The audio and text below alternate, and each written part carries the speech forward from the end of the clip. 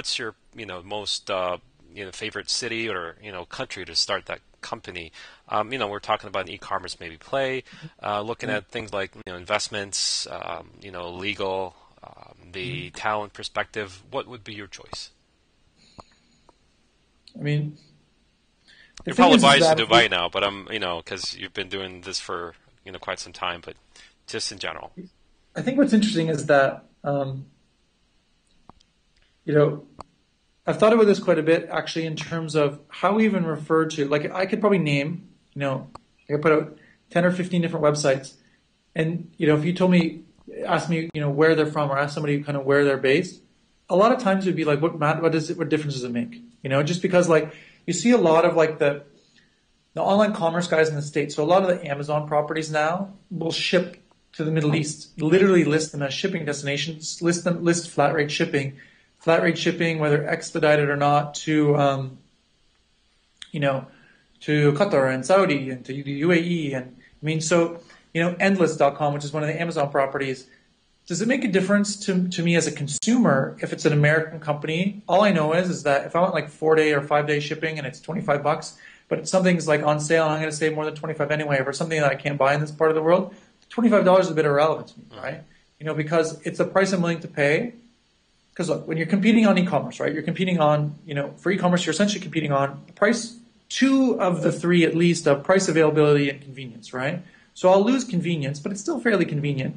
Price, let's say, that's competitive, and availability is the king, because like maybe it's something I can't buy in this part of the world. So I would look at it and say, where am I able to compete on price, convenience, and availability? And so right now you're competing globally.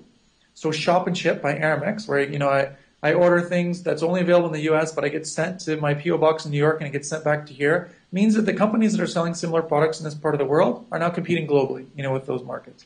The companies that are selling things like Endless or like My Habit or the Guild guys that do flash sales, the ones that are doing it here, even the offline retailers, they're competing with them as well too, right? So it's almost irrelevant these days where things are being sent from and shipped from, as long as whatever that shipping cost is manageable as part of, the total price offering, right? And so I would look at it and say, not so much, look, part of me would say, what don't we have here that I'd like to have here as a consumer? And I kind of start from there as a starting point. What am I able to scale to market? So if I'm going to be the biggest group buying website in Dubai, is that good enough? Is that enough? Is that worth it? Maybe not. It's just not enough scale, right? But I would look at something where, what are kind of underserved markets? I mean,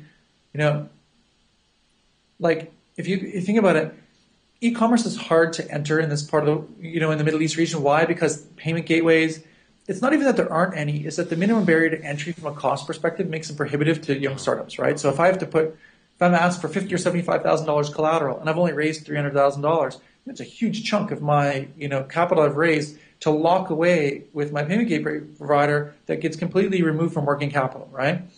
So there's that challenge, right? But I think marketplace models still work. There's a lot of people that make cool things. There's a lot of people, doing fashion in the Middle East region and doing fantastic stuff, but don't have the scale. So, almost picture like an Etsy for fashion, but, and that kind of thing, where you're basically providing this like facilitative marketplace, and really kind of, pooling together, a lot of the, people that are out there to, that maybe don't have the scale on their own to, really create that marketplace, but you're kind of creating that online shopping mall a bit. Because I think, again, if you look at some of the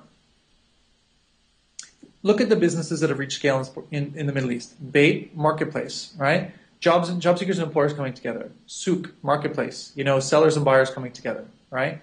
Go and have it. Merchants and customers coming together. We're the facilitator, right? We're the middle. So, I think it's thinking along those lines of not so much what are you able to build and sell, it's what are you able to facilitate amongst people that are already looking to buy and already building things to sell. That's really I interesting. don't know if that makes sense, but